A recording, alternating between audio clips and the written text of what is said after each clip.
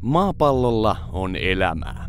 Elämään vaikuttavat monet tekijät, mutta yksi asia, joka saattaa arkisuutensa vuoksi unohtua, on ravinto, tutummin sanottuna ruoka. Ruoan hankkiminen ei aina ole ollut itsestäänselvyys, vaan sen eteen on jopa jouduttu näkemään hieman vaivaa. Tarkastellaanpa ruokaa ja ravinnon hankintaa hetki historiallisesta näkökulmasta. Periaate on yksinkertainen. Vahvempi syö heikomman. Eläin etsii ravinnokseen itseään heikomman eläimen. Harvoin kissa syö lehmän, olisihan se turhan vaivalloista, joten sen on tyydyttävä esimerkiksi hiireen. Hiiret taas syövät jotain, mikä on hiirtä heikompi, esimerkiksi hyönteisiä tai marjoja. Syntyy ravintoketjuksi kutsuttu ilmiö. Ravintoketju on siitä hieno ilmiö, että siinä menestyminen ei välttämättä vaadi pelkkää raakaa voimaa, vaan myös älykkyydellä pärjää. Koska ajan saatossa ihmisestä on muodostunut älyn jättiläinen, lajimme hallitseekin ruokaketjua.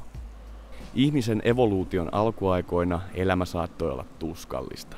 Kiitos vaikkapa isojen karhujen. Älykkyyden kasvaessa keinot kuitenkin keksittiin ja lopulta mammutitkin kaatuivat ihmisten käsittelyssä. Koska ruoka on nykyään ihmisille lähinnä arkinen asia, on mielenkiintoista tarkastella sitä myös ruoanlaiton kannalta. Miksi ihmiset kypsentävät ruokansa?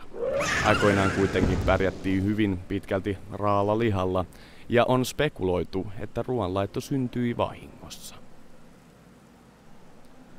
Kun ruoan kypsentäminen oli jo vanha juttu ja ihmiset tarvitsivat nopeammin ja enemmän ruokaa, alkukantaisiin mieliin hiipi ajatus yhä helpommasta ruoan saamisesta. Lähi-idässä asia ratkaistiin kesyttämällä eläimiä, heidän tapauksessaan vuorilla asuvat lampaat. Näin oli vain pidettävä lampaat elossa ja ruoan saanti oli taattua. Ihmiskunnan kehittyessä muun muassa roomalaiset huomaavat maaperien vaikuttavan esimerkiksi viljan kasvattamiseen. Mitä parempi maaperä, sitä enemmän viljaa ja sitä paremmin karja pysyy elossa. Tässä vaiheessa omien maiden rajat alkavat olla kansalle entistä tärkeimpiä. Ei kestä kauan, kun valtakunnat jo sotivat viljamaista keskenään, kuten luolamiesheimot aikoinaan parhaista metsästysmaista. Vuosien saatossa valtakunnat sortuvat ja uusia nousee. Vuosiluut vierivät ja pääsemme nykypäivään.